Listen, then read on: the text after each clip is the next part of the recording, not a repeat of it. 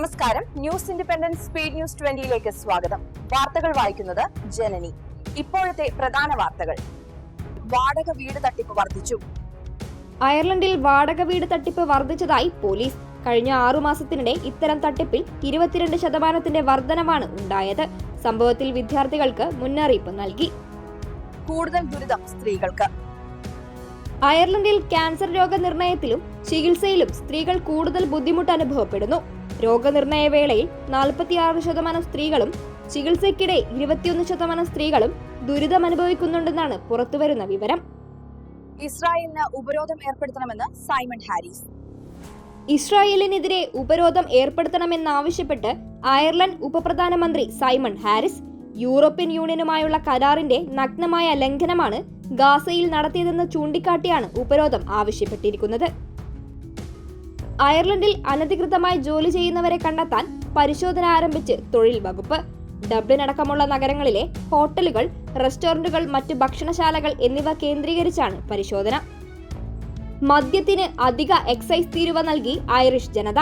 ജർമ്മൻകാരെ അപേക്ഷിച്ച് ഐറിഷ് ഉപഭോക്താക്കൾക്ക് ബിയറിന് 11 മടങ്ങ് അധിക തീരുവയും ഫ്രഞ്ചുകാരെ അപേക്ഷിച്ച് വൈനിന് 80 മടങ്ങ് അധിക തീരുവയും നൽകുന്നുണ്ട്. 2ാം വർഷവും സ്ക്രീനിംഗ് ലക്ഷ്യം പൂർത്തീകരിക്കാൻ കഴിയാതെ ബ്രസ്റ്റ് ചെക്ക്. കഴിഞ്ഞ വർഷം 1,37,134 സ്ക്രീനിംഗുകൾ മാത്രമാണ് നടന്നത്. പ്രതിവർഷം 1,95,000 സ്തന പരിശോധനകളാണ് ബ്രസ്റ്റ് ചെക്കിന് പൂർത്തിയാക്കേണ്ടത്. അയർലൻഡിൽ ആദ്യമായി വീടുകൾ വാങ്ങുന്ന ഇന്ത്യക്കാരുടെ എണ്ണത്തിൽ വർധനവെന്ന് റിപ്പോർട്ട്. പ്രമുഖ ധനകാര്യ സംഘടനയുടേതാണ് വെളിപ്പെടുത്തൽ. ഐറിഷ് പ്രോപ്പർട്ടി മാർക്കറ്റിലെ പ്രധാന ശക്തിയായി ഇന്ത്യൻ സമൂഹം മാറിയിട്ടുണ്ടെന്നും റിപ്പോർട്ട് ചൂണ്ടിക്കാട്ടുന്നു. അയർലൻഡിൽ വാടക നിരക്ക് ഉയരാൻ കാരണം വീടുകളുടെ ലഭ്യതയിൽ പുരോഗതിയില്ലാത്തതാണെന്ന് ഡ്രാഫ്റ്റ് ഇ. പുതിയ വാടക വീടുകൾ നിർമ്മിച്ചുകൊണ്ട് മാത്രമേ ഇതിന് പരിഹാരം കാണാൻ കഴിയുകയുള്ളൂവെന്നും ഡ്രാഫ്റ്റ് ഇ ചൂണ്ടിക്കാട്ടുന്നു. അയർലൻഡിൽ സാമൂഹിക ക്ഷേമ തട്ടിപ്പ് വ്യാപകമാകുന്നു.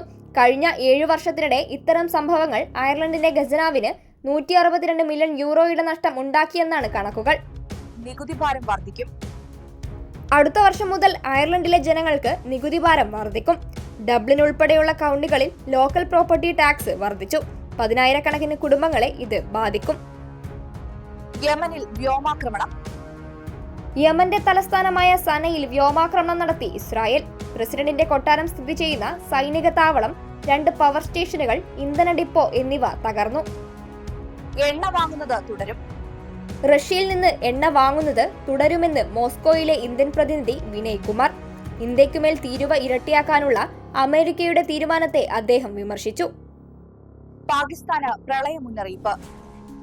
പാകിസ്ഥാന് പ്രളയ മുന്നറിയിപ്പ് നൽകി ഇന്ത്യ. കനത്ത മഴയുടെ പശ്ചാത്തലത്തിൽ തവി നദിയിൽ വെള്ളപ്പൊക്കത്തിന് സാധ്യതയുണ്ടെന്ന വിവരമാണ് ഇന്ത്യ പാകിസ്ഥാന് കൈമാറിയത്.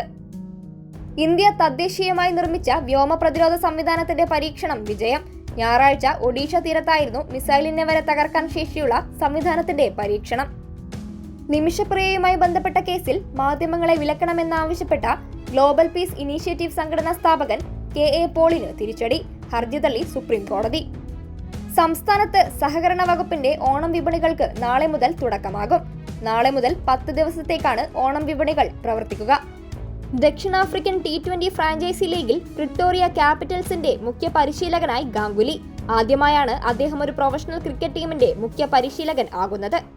ആദ്യ റൗണ്ടിൽ പുറത്തായി മെദ്വദേവ്. US ഓപ്പൺ പുരുഷ സിംഗിൾസിൽ 1ാം റൗണ്ടിൽ തന്നെ പുറത്തായി റഷ്യയുടെ ഡാനിയൽ മെദ്വദേവ്. ഫ്രാൻസിന്റെ ബെഞ്ചമിൻ ബോൺസിയോടാണ് അദ്ദേഹം പരാജയപ്പെട്ടത്. അയർലൻഡിൽ അസ്ഥിര കാലാവസ്ഥ. അയർലൻഡിൽ ഈ വാരം അസ്ഥിര കാലാവസ്ഥയായിരിക്കുമെന്ന് മെറ്റേറാൻ. മഴ സജീവമായിരിക്കും, കാറ്റും അനുഭവപ്പെടും. ബംഗാൾ ഉൾക്കടലിൽ ന്യൂനമർദ്ദ സാധ്യത.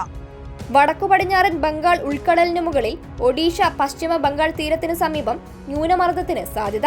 നിലവിലെ ചക്രവാത ചുഴി ശക്തി പ്രാപിക്കുമെന്നാണ് പ്രവചനം. കേരളത്തിൽ വെള്ളിയാഴ്ച വരെ മഴ തുടരും. വാർത്തകൾ കഴിഞ്ഞു.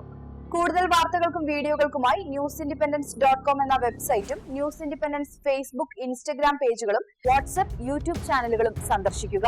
ലൈക്ക്, കമന്റ്, ഷെയർ, സബ്സ്ക്രൈബ് എന്നിവ ചെയ്യുന്ന കാര്യം പരിഗണിക്കുക. നമസ്കാരം.